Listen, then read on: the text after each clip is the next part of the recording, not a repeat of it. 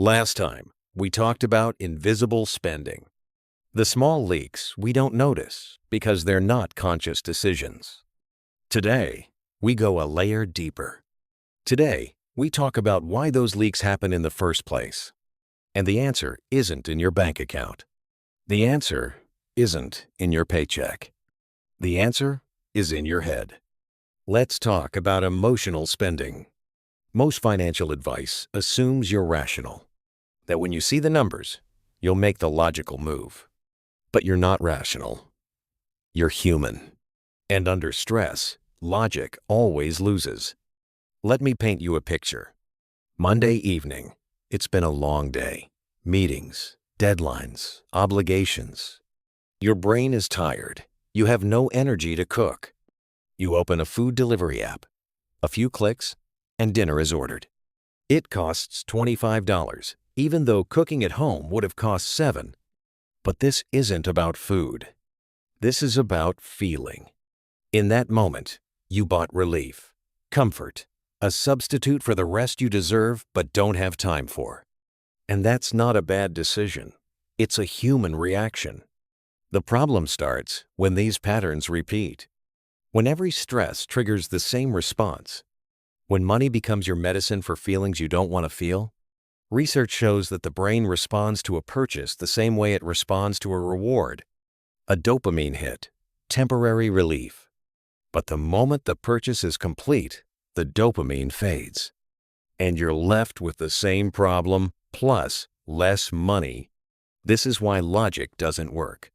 Because in a moment of stress, you're not choosing between a good and bad financial decision. You're choosing between, I feel discomfort now, and I feel relief now. And relief always wins. But here's the key insight most people miss. Emotional spending isn't a sign of weakness. It's a sign that you lack other mechanisms for dealing with stress. If you have no way to calm down, you'll buy peace. If you have no way to reward yourself, you'll buy pleasure. If you have no way to escape, you'll buy the illusion of freedom.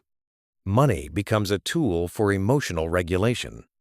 And until you recognize which emotions are driving your spending, you'll repeat the same patterns forever. No matter how much you earn. No matter how many budgets you make. Let me give you a real example.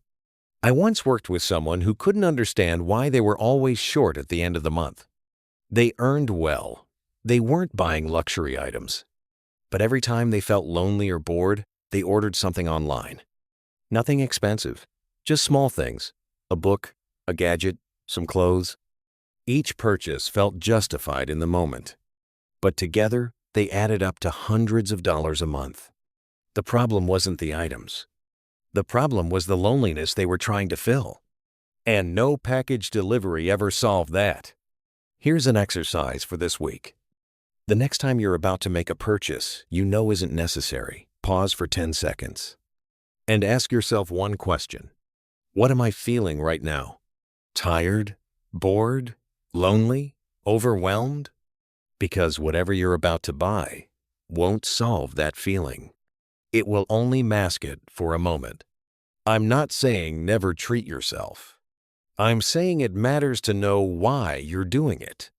When you start distinguishing between reward and comfort, between pleasure and escape, money returns to where it belongs.